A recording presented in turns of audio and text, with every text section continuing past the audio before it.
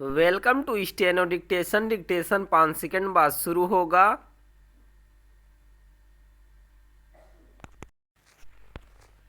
Start.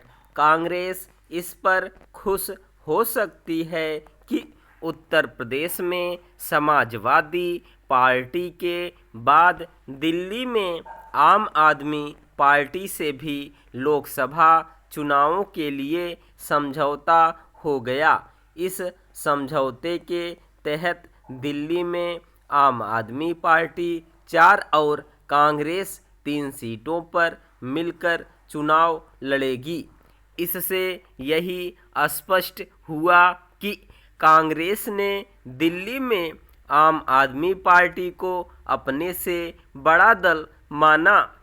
ये दोनों दल हरियाणा, गुजरात और गोवा में भी मिलकर चुनाव लड़ने पर सहमत हैं, लेकिन यह उल्लेखनीय है कि पंजाब में कोई समझौता नहीं हो सका। इसका मतलब है कि पंजाब में दोनों दल एक दूसरे को हराने का काम करेंगे और दिल्ली एवं कुछ अन्य राज्यों में एक दूजे को जिताने का यह विचित्र स्थिति कांग्रेस की मजबूरी को ही दर्शाती है। वह इस मजबूरी का परिचय पहले भी दे चुकी है।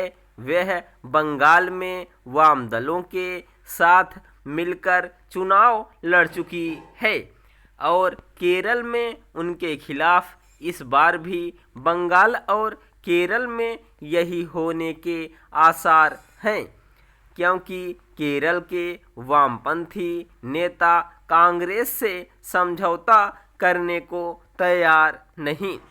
आखिर गठबंधन की यह कैसी राजनीति है कि दो दल कहीं तो मिलकर चुनाव लड़ने जा रहे हैं और कहीं एक दूसरे के खिलाफ।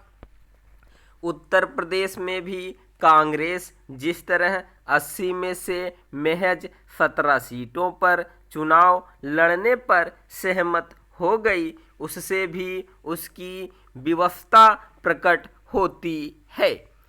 एक समय जो उत्तर प्रदेश कांग्रेस का गढ़ हुआ करता था, वहाँ वह गठबंधन के नाम पर जिस तरह अपनी राजनीतिक जमीन छोड़ने को तैयार हुई, उससे तो वह अपना जनाधार और अधिक गंवाएगी ही।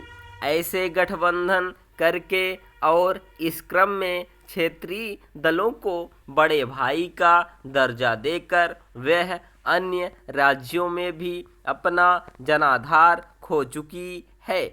ऐसा लगता है कि कांग्रेस का एकमात्र उद्देश्य किसी तरह पिछले 2 लोकसभा चुनावों के मुकाबले कुछ अधिक सीटें जीतने भर का है, न कि अपने गठबंधन INDIA के जरिए भाजपा के नेतृत्व वाले राजग को कोई ठोस चुनौती देने का। यदि कांग्रेस यह समझ रही है कि सपा और आप से समझौता करके वह INDIA को एक शक्तिशाली गठबंधन के रूप में पेश करने में सफल हो जाएगी, तो इसके आसार कम ही हैं। यह देखना दयनीय है कि जब कांग्रेस को एक राष्ट्रीय दल के रूप में अपनी मजबूती कायम रखने के जतन करने चाहिए, तब वह सीमित लक्ष्य का संसाधन करती दिख रही है। इससे तो उसकी राजनीतिक हैसियत और कम ही होगी।